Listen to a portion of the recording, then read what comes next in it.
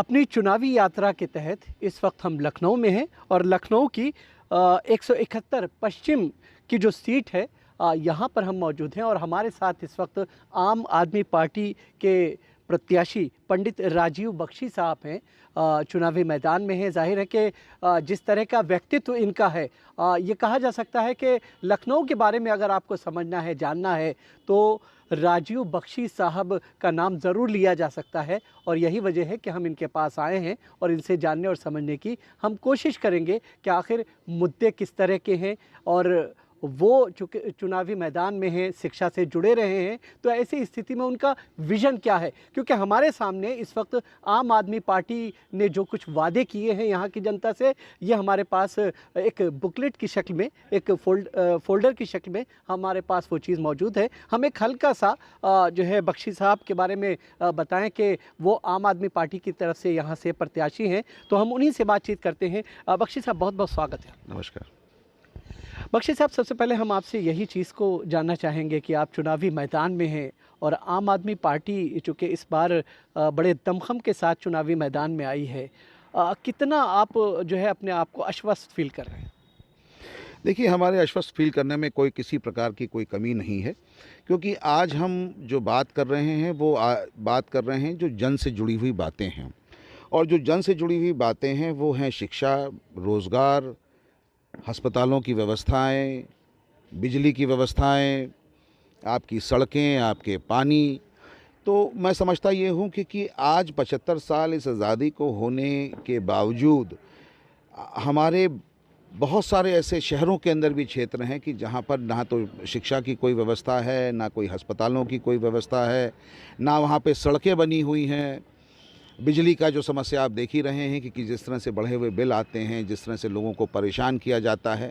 तो मुझे कोई इस लड़ाई के अंदर कोई ऐसे अवरोध नज़र नहीं आता, कोई ऐसी परेशानी नज़र नहीं आती, क्योंकि आज हम लोगों की बात कर रहे हैं, जन की बात कर रहे हैं। बिल्कुल, जन की बात कर रहे हैं, लोगों की बात कर रहे हैं। अगर एजेंडे के तौर पे हम आपसे ये समझना चाहें कि आपका विज़न क्या है?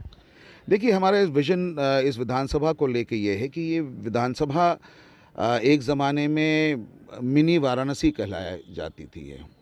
और यहाँ पर तमाम 100 वर्ष से पुराने मंदिर हैं, यहाँ पर मस्जिदें 100 वर्ष से पुरानी हैं, दरगाहें यहाँ पर 100 वर्ष से पुरानी हैं।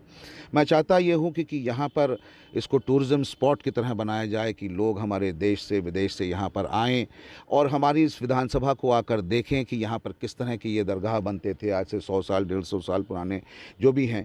मैं चाहता यहाँ पर हूँ कि इस क्षेत्र को एक इकोनॉमिक मॉडल में डेवलप किया जाए कि जैसे कि जब लोग यहाँ से टूरिस्ट आएगा, यहाँ पर पैसा खर्च करेगा, हमारे किसी नौजवान को रोज़गार मिलेगा, कोई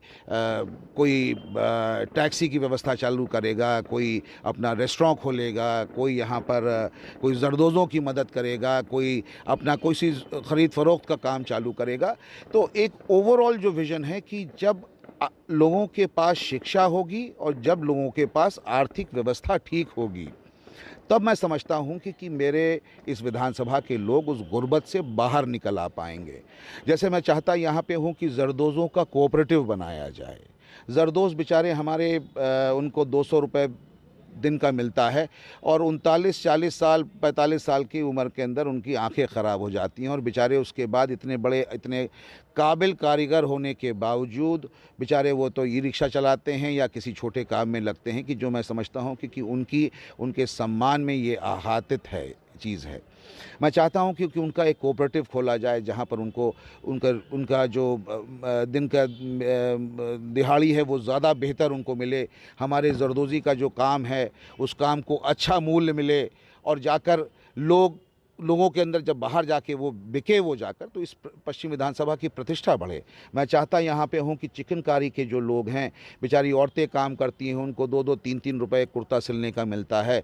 मैं चाहता हूँ क्योंकि उनकी व्यवस्थाओं को बेहतर किया जाए, जिससे कि उनको जो दिन की दिहाड़ी मिलती है वो ज़्यादा बेहतर मिले और उनकी एक इकोनॉमिक जो स्थिति है वो ज़्यादा बेहतर हो जाए। हमारे चिकन का काम है जो उसका आयात निर्यात की व्यवस्था यहाँ बेहतर हो जाए, जिससे कि यहाँ पर पैसा आए, हमारी विधानसभा में आए, लोगों के पास पैसा आए, जिससे कि एक ओवरऑल जो व्यवस्था है यहाँ की, एक खुशहाली यहाँ पर पश्चिम विधानसभा के अंदर डेवलप हो सके।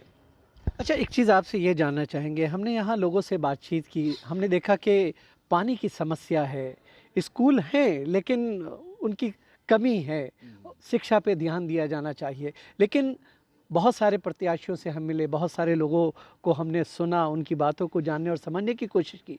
लेकिन जो विज़न जिस तरह से आप रख रहे हैं, वो विज़न उनका नज़र नहीं आ रहा है। वो उसी पैटर्न पे चल रहे हैं कि भारतीय जनता पार्टी कोई एक जो है पैटर्न सेट करती है और वो उसका जवाब देते नज़र आते हैं। आप इस पर क्या कहेंगे? देखिए, हमारा एजेंडा भारतीय जनता पार्टी या समाजवादी पार्टी या किसी और पार्टी से कहीं कोई मिलता-जुलता नहीं है। हमारा एजेंडा विकास का मॉडल है, हमारा एजेंडा जन की बात है और उसी जन की बात पर हम टिकना चाहते हैं और उसी जन के लिए हम हमेशा दिन-रात काम करना चाहते हैं। तो हमारे लिए कोई क्या कर रहा है, क्या नहीं कर रहा है, क्या कहता है, क्या नहीं कहता है, ये हम अपने सम्मानित जो हमारी जनता है, हम उसके ऊपर छोड़ना चाहते हैं कि भाई उनको किस चीज़ की आवश्यकता है, क्या वो चाहते ये हैं कि उनके पास बेहतर शिक्षा हो, उनके पास बेहतर अस्पताल हो, उनके पास बेहतर उनके आमदनी के आयाम हों, और या फिर दुनिया के तमाशे और तो सब खुले ही हुए हैं, सभी लोगों को मालूम है, वो उसमें जाना चाहते हैं। तो मैं समझता हूँ कि ये पश्चिम विधानसभा का दुर्भाग्य होगा अगर इस तरह की बात होती है। बिल्कुल, बड़ी महत्वपूर्ण बात कही है कि विकास पे बातचीत होनी चाहिए, लेकिन उस तरह से विकास पे बात होती हुई नज़र नहीं आ रही है। बिल्कुल नज़र नहीं आ रही, क्योंकि हमें अभी तक जात धर्म के अंदर बीच में बांटा गया है। 75 साल इस देश की आज़ादी हो गए और यही होता रहा है अभी तक। कब हमने शिक्षा पर कभी ध्यान नहीं दिया। आज अगर सरकारी स्कूलों की आप व्यवस्था देखें तो उनके छतों से पानी बहता है।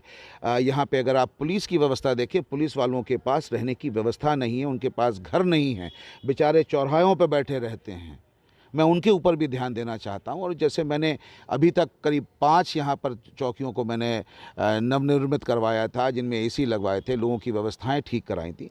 तो एक सोच है जहाँ पर एक जब खुशहाली होगी, जब व्यवस्थाएं ठीक होंगी, तो मैं समझता हूँ कि जिस प्रकार से हमारे देश को, हमारे समाज को बांटा गया है, वो जो बांटा गया है उसको हम कम कर पाएंगे। उसको कोशिश मेरी यही है कि क्या किस तरह से हम उसको ख़त्म कर सकते हैं। अच्छा, एक चीज़ आपसे हम ये समझना चाहेंगे कि जिस तरह से हम लोगों से मिल रहे हैं, बातचीत कर रहे हैं, हमें लोगों में एक तरह से ये समझ में आ रहा है कि कहीं न कहीं दो धुरी पे लोग बँटते हुए नज़र आ रहे हैं। आप इससे कितना सहमत हैं? मैं इस बात से सहमत नहीं हूँ, क्योंकि धुरी तो एक ही हो सकती है। धुरी एक यही हो सकती है कि घर में रोज़ी रोटी हो, घर में शिक्षा हो, घर में इलाज की व्यवस्था हो, घर में बल्ब और पंखा चल रहा हो। इसके अलावा और कुछ नहीं है। और सब जो भी है, या तो लोग गलत बात करते हैं, या ये जो पॉलिटिकल पार्टीज़ हैं वो लोगों को छलावा उनके साथ करती हैं। तो ये राजनीतिक दल छलावा कर रहे हैं? बिल्कुल छलावा कर रहे हैं और आज तक छलावा करते आए हैं। 75 साल में यही हुआ है। क्योंकि अगर 75 साल में अगर ये नहीं हुआ होता तो ये कैसे है कि स्कूल की बिल्डिंगें टूटी हुई हैं, ये कैसे है कि अस्पतालों में ऑक्सीजन की व्यवस्था नहीं है, ये कैसे है कि लाखों आदमी, हमारा नागरिक इस प्रदेश का मर गया, जिसको जलाने के लिए लकड़ी नहीं मिली, दफनाने के लिए जगह नहीं मिली, ये कैसे है?